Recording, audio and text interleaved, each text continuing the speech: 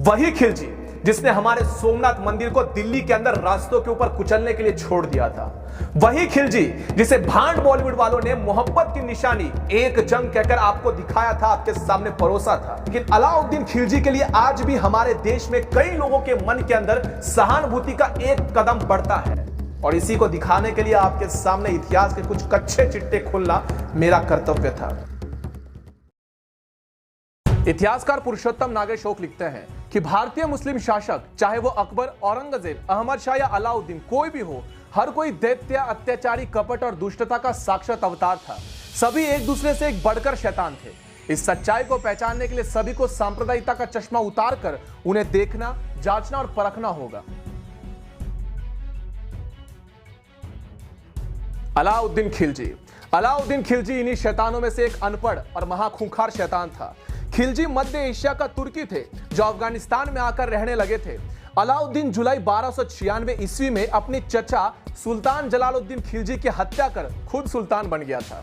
मृत सुल्तान के अमीरी और मालिकों को अपनी ओर मिलाने के लिए उसने हिंदुओं, बौद्धों और जैनों के घरों से लूटे गए संपत्ति और स्त्रियों को उनमें बांटकर उन्हें अपनी ओर मिलाना आरंभ कर दिया था। तारीखे फिरोज शाही में बर्नी ने लिखा है, 1296 ईस्वी के अंत में अलाउद्दीन ने एक बड़ी सेना लेकर बड़ी शान और शौकत व तड़क भड़क के साथ दिल्ली में प्रवेश किया था। वो कुश्के लाल यानी कि लाल कोट यानी कि आज का दिल्ली का लाल किला की ओर बढ़ा, और जहां उसने निवास किया था, कब किया था? 1296 में। जी हां, आप ठीक समझ रहे हैं। बर्नी ने उसी लाल किला की बात लिखी है जिसे फर्जी वामपंथी इतिहासकार शाहजहां द्वारा बनाया गया घोषित कर डालते हैं, जबकि इतिहासकार पुरुषोत्तम नागेश ओक के अनुसार यह कम से कम शाहजहां से 1200 वर्ष पूर्व निर्मित होना चाहिए, क्योंकि अकबरनामा तथा अग्नि पुराण दोनों यह स्वीकार करते हैं कि राजपूतों की तोमर जाति के हिंदू राजा अनंगपाल तोमर ने 376 ईस्वी में एक भव्य और आलीशान दिल्ली का निर्माण किया था, और इसी दिल्ली के अंदर आपको यह लाल किला मिल जाता है।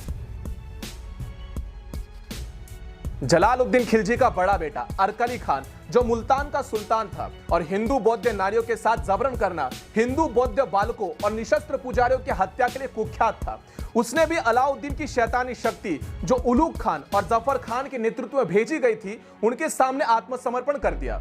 अलाउद्दीन ने भी उनके यथोचित आदर सम्मान देने का वचन दिया था। जबकि मृत सुल्तान जलालुद्दीन के पुत्र और परिवार दिल्ली आ रहे थे, तो अलाउद्दीन ने उन्हें रास्ते में ही खत्म करने का भार नुसरत खान को सौंप दिया। नुसरत खान उनके दल को एक सुनसान जंगल में रोका और उनके सभी संपत्तियों को लूटकर और उनके जवान खूबसूरत स्त्रियों को छांटकर बाकी सबको हलाल करके रख दिया। यानी कि वचन दिया था संरक्षा का, और यहीं पर आते आते सबको मार दिया, और इन सभी लूटे हुए संपत्ति और स्त्रियों में से 4 भाग आपस में बांटकर नियमानुसार एक भाग सुल्तान अलाउद्दीन के लिए संरक्षित करके भेज दिया गया, और बाकी जो लोग बचे थे उन्हें जीवित छोड़ दिया गया। लेकिन जीवित भी कैसे? सभी की आंखें फोड़ दी और सभी को अंधा करके वहीं पर फेंक दिया गया। 1297 ईस्वी में मुगलों ने पंजाब पर आक्रमण कर दिया। अलाउद्दीन ने सेना भेजी, जालंधर के निकट विकट संग्राम हुआ और मुगल भाग खड़े हुए। इस बीच अलाउद्दीन की सेना ने जाते और आते वक्त जालंधर और आसपास के क्षेत्रों में हिंदुओं और बौद्धों की संपत्ति और खास करके हिंदू बौद्ध स्त्रियों की भयानक लूटपाट की थी। मुगलों पर विजय के बाद शैतान अलाउद्दीन खिलजी और खूंखार बन गया। उसने गुजरात पर आक्रमण किया। यदुवंशी राजा करण राय अपनी राजधानी अन्नीलवाड़ को छोड़कर अपनी पुत्री देवल देवी के साथ देवगिरी के यादव रामदेव राय के यहां शरण लिया। अलाउद्दीन की शैतानी सेना ने गुजरात को जी भर के लूटा और राजा करण राय की पत्नी कमला देवी को भी लूटकर माल सहित अलाउद्दीन के हरम में पहुंचा दिया गया। इतिहासकार बर्नी लिखता है कि प्रतिवर्ष अलाउद्दीन खिलजी के यहाँ 2-3 पुत्र उत्पन्न हो रहे थे। अब यहाँ पर ज्यादा दिमाग मत लगाना, उसके पास केवल एक ही बीवी नहीं थी, बहुत सारी बीवियां थी, जिसके वजह से ये 2-3 का रेशो बहुत ही कम है, और जो पुत्रियां होती थी उनकी संख्या की कोई गिनती ही नहीं थी। बर्नी आगे लिखता है कि सारा गुजरात आक्रमणकारियों का शिकार हो गया। महमूद गजनवी के विजय के बाद पुनर्स्थापित सोमनाथ की प्रतिमा को उठाकर दिल्ली लाया गया और लोगों के चलने के लिए उसे नीचे फैला के रख दिया, ताकि ये नीच खिलजी और ये मुगल के लोग उसके ऊपर चल सके। अलाउद्दीन खिलजी जैसा ही उसका शैतान सिपा सलाहर नुसरत खान खंबक नगर के सारे हिंदू व्यापारियों को उसने लूट लिया। उसी दौरान एक खूबसूरत हिंदू बालक अलाउद्दीन खिलजी के हाथ लग गया, जो उसके अप्राकृतिक यौन लिप्सा की पूर्ति का साधन बन गया। आसान भाषा में कहूं गे था बे। पुरुषोत्तम नागेशोक लिखते हैं कि पवित्र हिंदुत्व के नियंत्रण से छूटकर नए धर्म परिवर्तन की अतिरिक्त भयंकरता और जोश के साथ इतिहास में वो बालक कुख्यात मलिक काफूर के नाम से जाना जाता है, क्योंकि जल्द ही वो भी जंगली मुस्लिम निटोरा के रूप में विकसित हो गया और जो हमें पाषाण युग के आदि मानव का स्मरण दिलाता है। इसी बीच लूट के माल के बंटवारे के लिए कुछ गुट आपस में उलझ पड़े और नुसरत खान से बगावत कर दिया, जिसमें नुसरत खान का एक भाई भी मारा गया। अलाउद्दीन खिलजी को जब इस बात की जानकारी मिली तो उसने आदेश दिया कि हत्यारों की पत्नियों की बेइज्जती करके उनके साथ भयंकर दुर्व्यवहार किया जाए। तदुपरांत उन लोगों को दर दर भटकने वाली वेश्या बनने के लिए दुष्ट पुरुषों को सौंप दिया जाए। उसने बच्चों को उनके माताओं के सर के ऊपर रखकर कटवा दिया। इस प्रकार का अपमान और इस प्रकार का घिनौना कृत्य किसी भी मजहब के अंदर या किसी भी धर्म के अंदर आज तक नहीं किया गया था, जो अलाउद्दीन खिलजी ने बेखौफ कर दिया था। अलाउद्दीन खिलजी ने अब पर्वतीय गढ़ रणथंबोर को चकनाचूर करने की ठानी। वीर पृथ्वीराज चौहान के वंशज हमीर देव इसके शासक थे। दो शैतान उलूग खान और नुसरत खान ने इस गढ़ को घेर लिया। 1299-1301 यानी कि 2 वर्ष तक घेरा रखा। मिट्टी का ढेर बनाने के लिए जब एक दिन नुसरत खान दुर्ग की दीवार के समीप आया, तब हिंदू सैनिकों ने दुर्ग से विशाल चट्टान लुढ़काकर उसका काम वहीं पर तमाम कर दिया। अलाउद्दीन खिलजी ने 1306 ईस्वी में दक्षिण को लूटने के लिए अपना गुलाम मलिक काफूर के नेतृत्व में सैनिक अभियान भेजा। बहाना यह बनाया गया कि देवगिरी के यादव राजा रामदेव राय ने वार्षिक नजराना नहीं भेजा है। मलिक काफूर ने देवगिरी यानी कि अब के संभाजी नगर को घेर कर ध्वस्त कर दिया और गुजरात के शरणार्थी यादव राजा करण राय की पुत्री देवल देवी को अलाउद्दीन के पुत्र खिज्र खान के हरम में भेज दिया गया। फिर उसने पूरे महाराष्ट्र को रौंद दिया। अनेक मंदिर मस्जिदों में बदल गई।